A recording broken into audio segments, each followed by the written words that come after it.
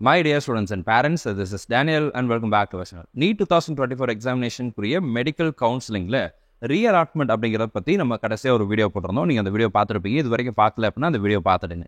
இந்த வீடியோவில் நம்ம என்ன பார்க்க போகிறோம்னு சொல்லி கேட்டிங்கன்னா, கேட்டகரி வைஸ் ரீஅலாட்மெண்ட் அப்படிங்கிறது என்ன, அதை நம்ம எப்படி பண்ணுறது அப்படிங்கிறத பற்றி பார்க்குறோம். ஏன்னா நிறைய மாணவர்களுக்கு நிறைய சந்தேகங்கள் இருக்குது. அதில் ஒரு முக்கியமான சந்தேகம் என்னன்னு சொல்லி கேட்டிங்க அப்படின்னா, இப்போ நான் கவர்மெண்ட் காலேஜ் ஃபர்ஸ்ட் ரவுண்டில் போட்டிருக்கிறேன் சார், அல்லது நான் செமி கவர்மெண்ட் காலேஜ் ஃபர்ஸ்ட் ரவுண்டில் போட்டிருக்கிறேன். இந்த செமி கவர்மெண்ட்லேருந்து கவர்மெண்ட் காலேஜுக்கு நான் போக முடியுமா? அதே மாதிரி நான் ஒரு ப்ரைவேட் காலேஜ் போட்டிருக்கிறேன். ப்ரைவேட் காலேஜ் எனக்கு ஃபர்ஸ்ட் ரவுண்டில் கிடச்சிருச்சுன்னா செகண்ட் ரவுண்டுக்கு நான் வந்து கவர்மெண்ட் காலேஜுக்கோ அல்லது செமி கவர்மெண்ட் காலேஜுக்கோ போக முடியுமா அப்படிங்கிற டவுட் அப்படிங்கிறது நிறைய மாணவர்களுக்கும் சரி நிறைய பெற்றோர்களுக்கும் இருக்குது. ஸோ இந்த இடத்துல பாருங்களேன், வால்ஃப்ரெட் சாமுவேல் அப்படிங்கிற ஒரு பர்சனுடைய கொஸ்டின், சார் ஃபர்ஸ்ட் ரவுண்டில் இஎஸ்ஐ கேகே நகர் சென்னை கிடச்சிதுன்னா செகண்ட் ரவுண்டில் வேறு கவர்மெண்ட் காலேஜ் சேஞ்ச் பண்ண முடியுமா அப்படின்னு சொல்லி கேட்டிருக்கிறாங்க. இதே மாதிரி சந்தேகங்கள் நிறைய மாணவர்களுக்கும் இருக்குது. அப்படிங்கிறதுனால தான் இதை நம்ம ஸ்பிக் பண்ணி இந்த இடத்துல போட்டிருக்கிறோம். ஸோ அப்போது ஃபர்ஸ்ட் ரவுண்டில் நமக்கு என்ன இது இருக்குது, ஆக்சுவலாக சிஎஸ்ஐ கேகே நகர் கிடச்சிருச்சுன்னா செகண்ட் ரவுண்டில் வேறு கவர்மெண்ட் காலேஜ் போக முடியுமா? ஃபர்ஸ்ட் ரவுண்டில் பிஎஸ்ஜி கிடச்சிருச்சுன்னா செகண்ட் ரவுண்டில் கவர்மெண்ட் காலேஜ் போக முடியுமா? ஃபர்ஸ்ட் ரவுண்டில் மேனேஜ்மெண்ட் கோட்டா கிடச்சிச்சுன்னா செகண்ட் ரவுண்டில் கவர்மெண்ட் கோட்டாக்கு என்னால் ஸ்விட்ச் ஓவர் ஆக முடியுமா? இந்த மாதிரி சந்தேகங்களுக்கு தான் இந்த வீடியோவில் பதிலளிக்க போகிறோம். ஸோ இந்த வீடியோவை ஸ்கிப் பண்ணாமல் ஃபுல்லாக பாருங்கள். ஏன்னா சொல்லக்கூடிய எல்லா விஷயங்களுமே ரொம்ப முக்கியமான விஷயங்களாக இருக்கும் அண்ட் உங்களுக்கு ரொம்ப பிரயோஜனமான விஷயமா இருக்கும். ஸோ இது வரைக்கும் இந்த வீடியோ ஒருவேளை நீங்கள் லைக் பண்ணாமல் இருந்தீங்க அப்படின்னா மறக்காமல் வீடியோ லைக் பண்ணிடுங்க. அட் த சேம் டைம் இதுவரை நம்மளுடைய சேனலை ஒருவேளை நீங்கள் சப்ஸ்கிரைப் பண்ணாமல் இருந்தீங்க அப்படின்னா மறக்காமல் கொஞ்சம் டைம் எடுத்து சேனலை சப்ஸ்கிரைப் பண்ணிக்கோங்க. அண்ட் இந்த வீடியோவை உங்களுடைய நண்பர்கள் உறவினர்கள் யாரெல்லாம் மெடிக்கல் கவுன்சிலிங்காக வெயிட் பண்ணிட்டு இருக்காங்களோ அவங்களுக்கும் ஷேர் பண்ணுங்கள். கண்டிப்பாக இந்த வீடியோஸ் அவங்களுக்கும் பிரயோஜனமாக இருக்கும். ஸோ ஃபர்ஸ்ட் நான் உங்களுக்கு புரிஞ்சுக்கிறதுக்காக என்னென்ன கேட்டகரிஸ் ஆஃப் சீட்ஸ் இருக்குது அப்படிங்கிறத நான் உங்களுக்கு டிஸ்பிளே பண்ணியிருக்கிறேன். இப்போ கேட்டகரி ஆஃப் சீட்ஸ் இதில் ஃபர்ஸ்ட் கேட்டகரி என்னன்னு சொல்லி கேட்டிங்க அப்படின்னா கேட்டகரி ஏ. இந்த கேட்டகரி ஏ அப்படிங்கிறது என்னென்னா 85% of seats in government medical colleges. தமிழ்நாட்டில் இருக்கக்கூடிய 36 அரசு மருத்துவக் கல்லூரிகள் இருக்கு இல்லையா, பியூர் கவர்மெண்ட் மெடிக்கல் காலேஜஸ். இந்த பியூர் கவர்மெண்ட் மெடிக்கல் காலேஜஸில் இருக்கக்கூடிய இந்த 36 பியூர் கவர்மெண்ட் மெடிக்கல் காலேஜஸில் இருக்கக்கூடிய 85% ஆஃப் சீட்ஸ், 85% இடங்கள் எதுலெல்லாம் 36 கல்லூரிகள் இருக்குது. இந்த 36 காலேஜஸில் இருக்கக்கூடிய 85% ஆஃப் சீட்ஸ் அப்படிங்கிறது வந்து நமக்கு கேட்டகரி ஏ. கேட்டகரி A1 அப்படிங்கிறது என்னென்னா இஎஸ்ஐசி கேகே நகர் சென்னையில் இருக்கக்கூடிய semi government medical college. So இந்த semi government medical college category A1 அப்படின்னு சொல்லி சொல்கிறோம். கேட்டகரி பி அப்படிங்கிறது என்னென்னா government quota seats and self financing medical colleges, SF இருக்கு இல்லைங்களா, எஸ்எஃப் சீட்ஸ். எத்தனை காலேஜஸ்? 21 காலேஜஸ் இருக்குது, ப்ளஸ் ஒரு 3 ப்ரைவேட் யூனிவர்சிட்டிஸ் இருக்குது. ஓகே, அடுத்ததாக கேட்டகரி சி அப்படிங்கிறது 85% of seats and government dental colleges. இது கவர்மெண்ட் டென்டல் காலேஜஸ். எவ்வளோ காலேஜஸ் இருக்குது? டோட்டலாக நமக்கு 3 கல்லூரிகள் இருக்குது. அடுத்ததாக கேட்டகரி டி, இது என்னென்னா government quota seats in self financing dental colleges. ஓகேங்களா, செல்ஃப் ஃபைனான்சிங் டென்டல் காலேஜஸ். அடுத்ததாக கேட்டகரி இ அப்படிங்கிறது ஒன்று இருக்குது. இந்த கேட்டகரி இ அப்படிங்கிறது என்னன்னு சொல்லி கேட்டிங்கன்னா management quota seats and self financing medical college. இதே பிரைவேட் மெடிக்கல் காலேஜில் இருக்கக்கூடிய மேனேஜ்மெண்ட் கோட்டா சீட்ஸ். கேட்டகரி எஃப்ங்கிறது minority seats and management quota and self financing medical or dental colleges. Category G அப்படிங்கிறது NRI seats of management quota. Category ஹெச்ங்கிறது minority seats in Christian medical college, CMC வெள்ளூரினுடைய seat வந்து category ஹெச்னு சொல்கிறோம். அடுத்து category ஐ அப்படிங்கிறது NRI labs seeds அப்படிங்கிறது வருது. So டோட்டலாக நமக்கு 10 category, 10 different categories are there. இப்போ இந்த 10 டிஃப்ரெண்ட் கேட்டகரியில் நான் ஸ்விட்ச் ஓவர் ஆக முடியுமா? உதாரணத்துக்கு நான் கேட்டகரி எஃப்ல இருந்து கேட்டகரி இக்கு போக முடியுமா, அல்லது கேட்டகரி சியிலிருந்து கேட்டகரி பிக்கு போக முடியுமா? இப்போ நான் கேட்டகரி ஏக்கு முன்னாடி நடுவில் கேட்டகரி A1 கொஞ்சம் கொடுத்துட்டேன். அந்த சினாரியோட நான் உங்களுக்கு காட்டுறேன், எக்ஸாம்பிளோட நான் உங்களுக்கு காட்டுறேன்.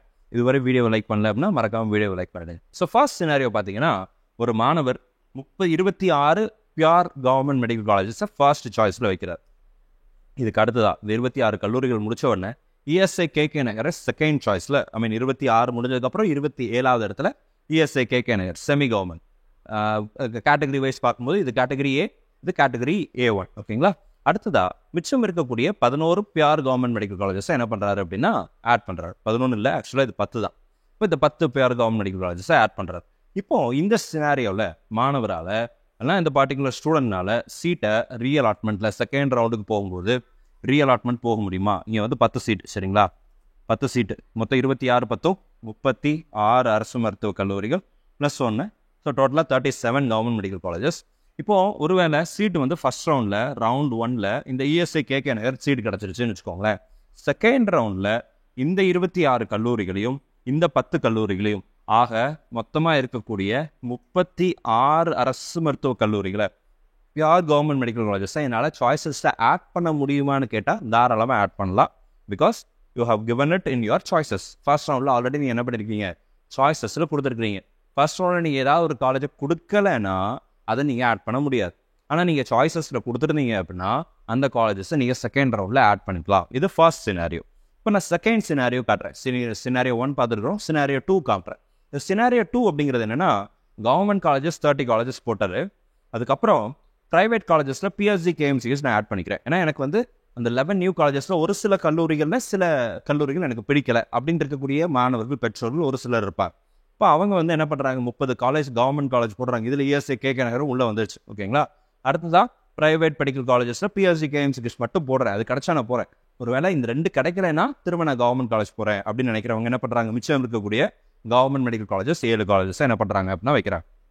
இப்போ 30, 31, 32 பிஎஸ்ஜி கேஎம்சிஹெச், 33, 34, 35, 36 அப்படிங்கிற வரிசையில் மிச்சம் இருக்கக்கூடிய கவர்மெண்ட் மெடிக்கல் காலேஜஸ். இதுக்கப்புறம் விருப்பப்பட்ட self financing colleges, remaining self financing காலேஜஸை போட்டிருக்காருன்னு வச்சுக்கோங்களேன். மிச்சம் இருக்கக்கூடிய 19 பிரைவேட் மெடிக்கல் காலேஜஸை போட்டிருக்கிறார். இப்போ இந்த மாணவருக்கு சீட் என்ன நடக்கும் அப்படின்னு சொல்லி கேட்டிங்க அப்படின்னா, இவருக்குமே இப்போ வந்து உதாரணத்துக்கு இந்த பர்டிகுலர் ஸ்டூடெண்ட்டுக்கு பிஎஸ்ஜி காலேஜ் கிடச்சிருச்சுன்னு வச்சுக்கோங்களேன். ஃபர்ஸ்ட் ரவுண்டில் பிஎஸ்ஜி கிடச்சிருச்சு. இப்போ இந்த ரவுண்ட் 1ல் பிஎஸ்ஜி இருக்குது.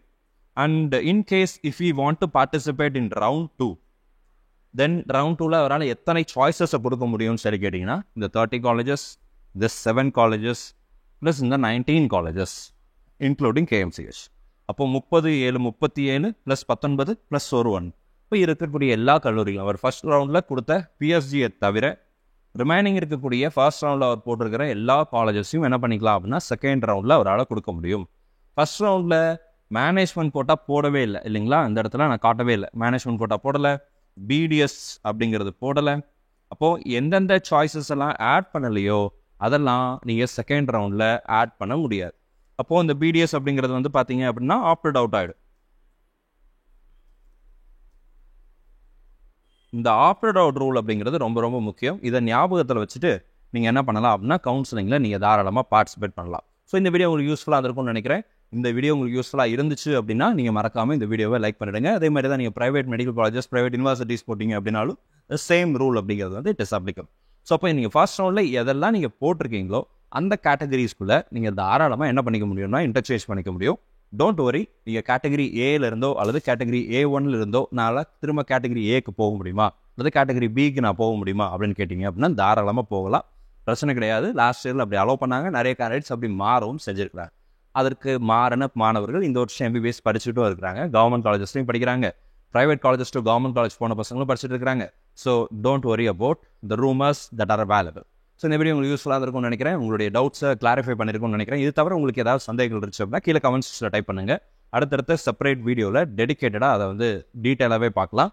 ஸோ இந்த வீடியோவை உங்களுடைய நண்பர்கள், உறவினருக்கு ஷேர் பண்ணுங்கள். நம்ம வீடியோ பார்க்கக்கூடிய மாணவர்கள் மற்றும் பெற்றோர்களுக்கு அவங்க விரும்பின மருத்துவக் கல்லூரிகள் அவங்களுக்கு கிடைக்கணும்னு சொல்லி உங்களுக்கு நானும் ப்ரே பண்ணிக்கிறேன். All the very best and thank you so much.